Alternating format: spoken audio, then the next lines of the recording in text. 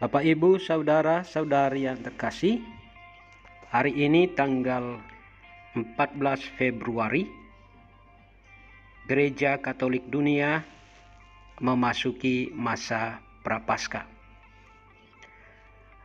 Injil yang diperdengarkan kepada kita untuk membuka masa puasa ini diambil dari Matius bab 6 ayat 1 sampai dengan 6, dilanjutkan dengan ayat 16 sampai dengan 18. Dalam khotbah di bukit, Yesus bersabda kepada murid-muridnya, "Hati-hatilah, jangan sampai melakukan kewajiban agamamu di hadapan orang supaya dilihat. Karena jika demikian, kamu tidak beroleh upah dari Bapamu yang di surga. Jadi apabila engkau memberi sedekah, janganlah engkau mencanangkan hal itu seperti yang dilakukan orang munafik di rumah-rumah ibadat dan di lorong-lorong supaya dipuji orang. Aku berkata kepadamu, sesungguhnya mereka sudah mendapat upahnya. Tetapi jika engkau memberi sedekah, janganlah diketahui tangan kirimu apa yang diperbuat tangan kananmu. Hendaklah sedekahmu itu diberikan dengan tersembunyi. Maka Bapamu yang melihat yang tersembunyi akan membalasnya kepadamu. Dan apabila kamu berdoa, janganlah berdoa seperti orang munafik. Mereka suka mengucapkan doanya dengan berdiri di rumah-rumah ibadat dan pada tikungan-tikungan jalan raya supaya mereka dilihat orang. Aku berkata kepadamu, mereka sudah mendapat upahnya. Tetapi jika engkau berdoa, masuklah ke dalam kamarmu, tutuplah pintu, dan berdoalah kepada Bapamu yang ada di tempat tersembunyi. Maka Bapamu yang melihat yang tersembunyi akan membalasnya kepadamu. Dan apabila kamu berpuasa, janganlah muram mukamu seperti orang munafik. Mereka mengubah air mukanya supaya orang melihat bahwa mereka sedang berpuasa. Aku berkata kepadamu, mereka sudah mendapat upahnya.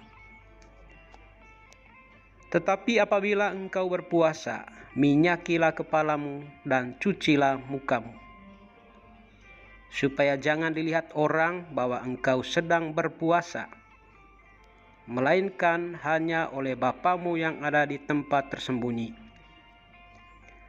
Maka Bapamu yang melihat yang tersembunyi akan membalasnya kepadamu." Demikianlah sabda Tuhan. Terpujilah Kristus. Bapak, Ibu, saudara-saudari yang dikasihi Tuhan, hari ini kita memasuki masa Prapaskah atau masa tobat. Kita buka masa tobat ini dengan menerima abu di dahi atau di kepala kita masing-masing. Mengapa abu? Pertama, untuk mengingatkan kita bahwa manusia diciptakan dari debu atau dari tanah dan akan kembali ke abu. Pada saat kematian kita di kuburan, pemimpin upacara penguburan biasanya mengucapkan kalimat ini. Manusia diciptakan dari debu dan dari tanah, dan ia akan kembali ke tanah. Sebagaimana debu adalah materi terkecil, demikian juga kita kecil dan tak berarti di hadapan Tuhan. Kita makhluk rapuh dan hina, jadi tidak ada yang perlu kita banggakan atau yang perlu kita unggulkan dalam hidup. Semua yang dimiliki manusia akan berakhir. Abu adalah lambang ketidakabadian. Yang kedua, mengapa memakai abu? Abu merupakan lambang pertobatan akan dosa dan mohon pengampunan. Rabu Abu adalah hari pertama masa pantang dan puasa yang berlangsung selama 40 hari. Pada masa ini kita merenungi dosa-dosa kita dan berupaya memperbaiki hubungan kita dengan Tuhan melalui doa, derma, puasa, dan pertobatan.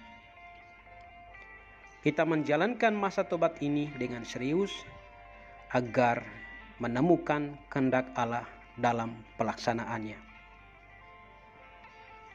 Yang ketiga, di dahi kita diberi tanda salib. Mengapa dahi kita diolesi abu berupa tanda salib? Surat pertama Rasul Paulus kepada jemaat di Korintus, bab 2 ayat 26, menulis seperti ini. Tetapi kami, milikilah pikiran Kristus. Tobat berasal dari bahasa Yunani, metanoia, yang artinya mengubah cara kita berpikir dan bertindak. Dari pikiran manusiawi menjadi pikiran Kristus.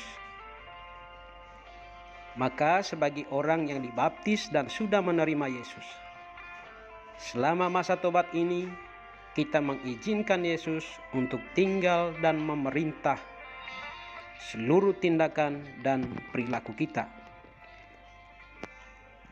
Hanya dengan kemauan untuk bertobat dan membiarkan kehendak Yesus berdaulat atas diri kita, maka kita akan mendapatkan cahaya keselamatan yang dibawa oleh Yesus saat Paskah nanti.